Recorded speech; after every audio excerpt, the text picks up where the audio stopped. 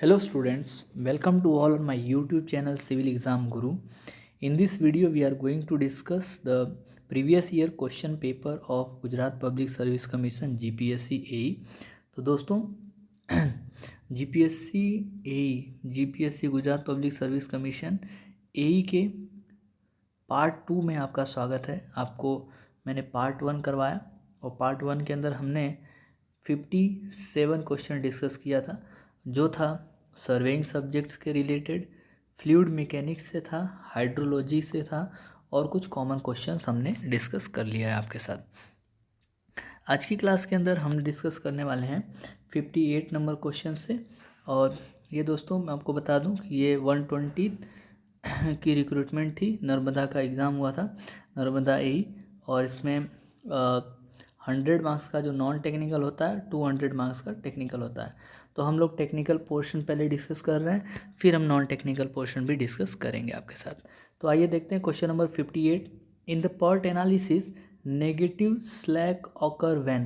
PERT analysis के अंदर negative slack जो है वो कब ऑकर होता है, कब होता है नेगेटिव स्लैक? तो नेगेटिव स्लैक होता है if there is a deficiency of the resources. तो ऑप्शन सी सही है।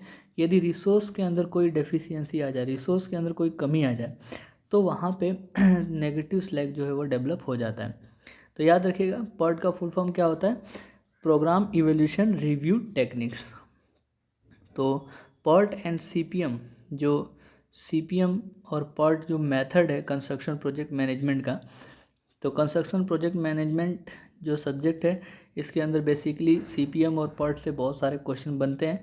तो ये अच्छे टॉपिक है। तो दोस्तों एक आपको टेक्निक बताता हूँ कि पर्ट जो है, PERT, पर्ट जो है वो इवेंट ओरिएंटेड है, E फॉर इवेंट, ठीक है।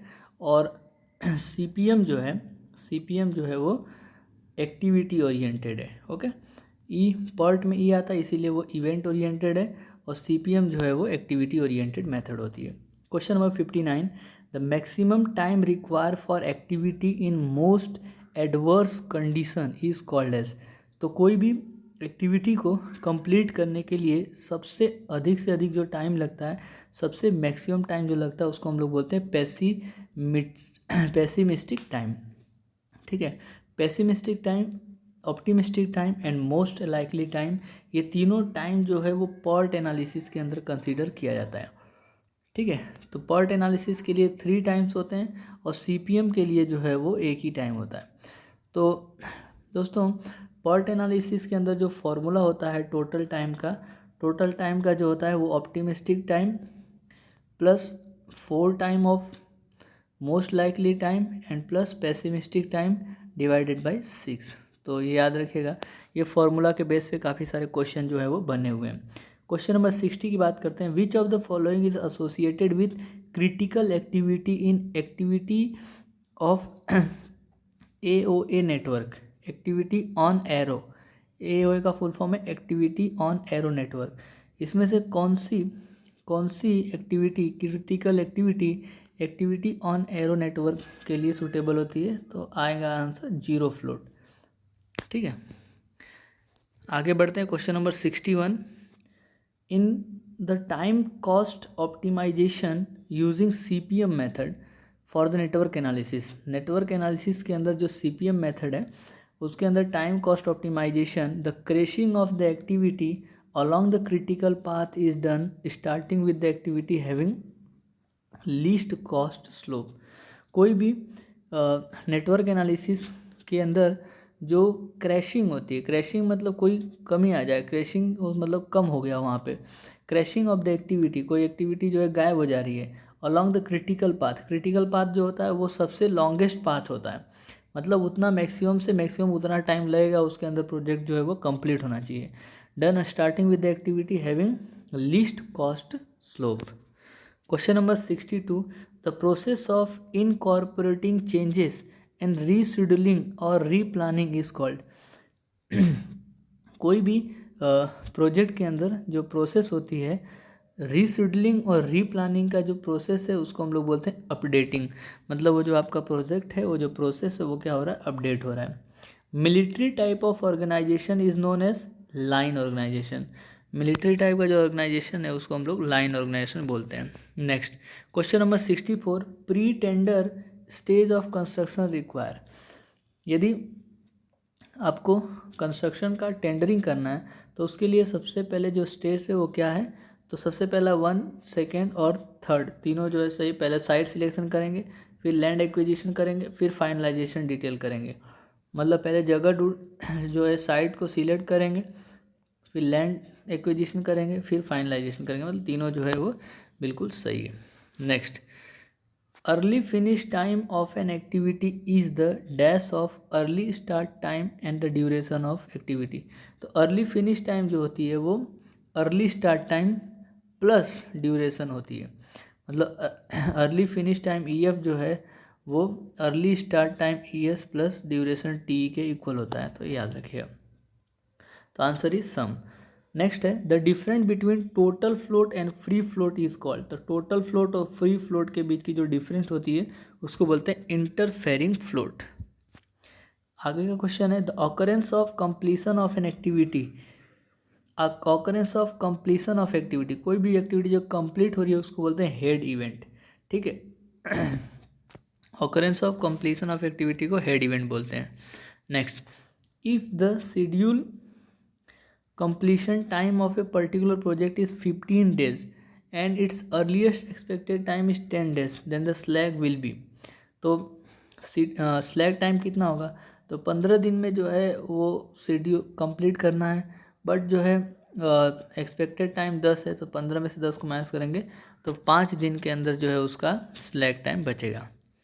नेक्स्ट है गंट चार्ट इंडिकेट। गंट चार्ट क्या बताता है, गंट चार्ट जो है comparison of actual progress with schedule progress. Actual progress और शेड्यूल प्रोग्रेस के बीच के अंदर जो कंपैरिजन है उसको बताता है Gantt chart. Next, an equipment cost is 25 lakh with estimate of salvage value is 5 lakh after 5 year of useful life. एक इक्विपमेंट का जो कॉस्ट है वो 25 लाख है और 5 साल यूज़ करने के बाद उसका जो साल्वेज वैल्यू बचता है वो 5 लाख बचता है। तो what is the approximate equate annual cost of use of the pro equipment. तो उसका जो है एनुअल कॉस्ट कितना होगा, तो एनुअल कॉस्ट जो है दोस्तों 4 लाख होगा। Next, which of the following is the correct sequence to analyse the project for implementation. तो कोई भी प्रोजेक्ट का इम्प्लीमेंटेशन करना हो तो सबसे पहले वर्क ब्रेकडाउन स्ट्रक्चर होता है, फिर नेटवर्क बनाएंगे, फिर शेड्यूलिंग विथ रिसोर्स एलोकेशन, फिर टाइम कॉस्ट स्टडी करते हैं। फ्रीक्वेंसी डिस्ट्रीब्यूशन कर्व क्या होता है, तो फ्रीक्वेंसी डिस्ट्रीब्यूशन कर्व के अंदर तीनों क्वेश्चन सही है कि having single hump are called as a unimodal curve, if symmetrical is called as a normal curve, if unsymmetrical is called as a skew curve. यदि सिंगल हम्प है तो उसके अंदर यूनी मॉडल कर्व बोलेंगे, symmetrical होगा तो उसको normal curve बोलेंगे, और अनसिमेट्रिकल होगा तो उसको स्क्यू कर्व बोलेंगे। आगे बढ़ते हैं, question number 73, Muller Breslau principle of the structure analysis is use for. Muller Breslau principle जो स्ट्रक्चर एनालिसिस के लिए जो है वो किसके लिए यूज होता है, for drawing the influence line diagram for any force function. तो इन्फ्लुएंस लाइन डायग्राम के लिए होता है। क्वेश्चन नंबर 1 जो है वो सही है। Next, a simple girder of 20 meter span is traversed by the moving UDL of 6 meter length with the intensity of 20 kilonewton per meter from the left to right. The maximum bending moment and the maximum positive and the negative shear force at the section 4 meter from the left support are dash dash and dash respectively. तो इसका calculation करेंगे। एक simple girder है जिसका span जो है वो 20 metre span है and by a moving UDL of 6 metre length, और इसका एक यूडीएल जो लग रहा है वो 6 मीटर लेंथ पर यूडीएल लग रहा है with a intensity of 26 metre length है और उसका 20 kilometre per metre from left to right, मतलब लेफ़्ट से वो स्टार्ट कर रहा है मूविंग करना राइट की तरफ। The maximum bending moment and the maximum positive. तो दोस्तों ये ILD इन्फ्लुएंस लाइन डायग्राम का क्वेश्चन है। इसका डिटेल डिस्कशन हम लोग जो है इसका सॉल्यूशन करके मैं आपको बताऊंगा, कंप्लीट डिस्कस करेंगे। अभी इसका आंसर जो है वो ए है। इसके लिए आगे बढ़ते हैं। नेक्स्ट है principle of superposition is applicable when. Principle of superposition कब लगता है? तो principle of superposition is deflection under linear function of the applied forces. Option A जो है वो सही है। Unit load method is use in the structure analysis is derive from the Castigliano's theorem. Next आगे बढ़ते हैं। The shape of each mode of the free vibration is a unique, so the correspondence amplitude of eigen vector is. Shape of each mode of free vibration यदि एक होगा तो उसका eigen vector कितना होगा? तो आइगन वेक्टर जो है अनडिफाइन होगा। Next, an influence line diagram for the shear force moment shows the. Influence line diagram for shear force moment. Shear force moment के लिए इन्फ्लुएंस लाइन डायग्राम क्या होगा? The variation of the shear force at one section caused by moving load over the entire structure. The considerable change in the suspended cable with change in the position of moving load is prevented by using the stiffening girder. In suspended cable, the bending moment can be reduced by increasing the pull. Suspended cable के अंदर bending moment जो है वो reduce हो जाएगा यदि आप दोनों तरफ से वायर को खींचोगे तब। यदि मान लो वायर लटका हुआ है, यदि आप खींच दोगे तो वो बेंडिंग मोमेंट कम खत्म हो जाएगा। Propped cantilever beam of span L is subjected to the bending moment M in the propped end. The fixed end moment at the fixed end will be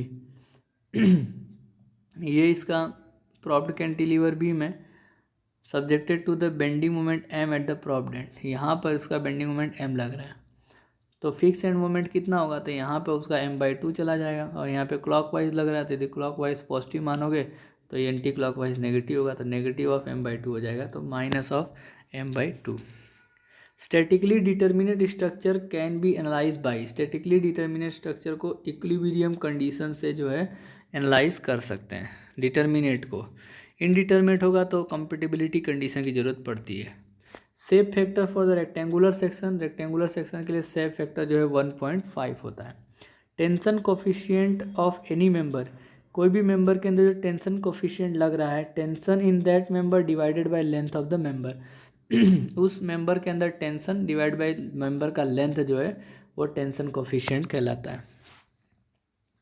the most numerical techniques in computer aided analysis are based on most numerical techniques in computer aided analysis is based on principle of discretization। याद रखिएगा।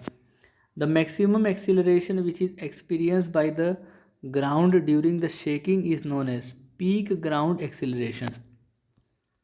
Next, according to which method maximum kinetic energy at the mean position is equal to maximum potential energy at the extreme position? तो answer is relay method।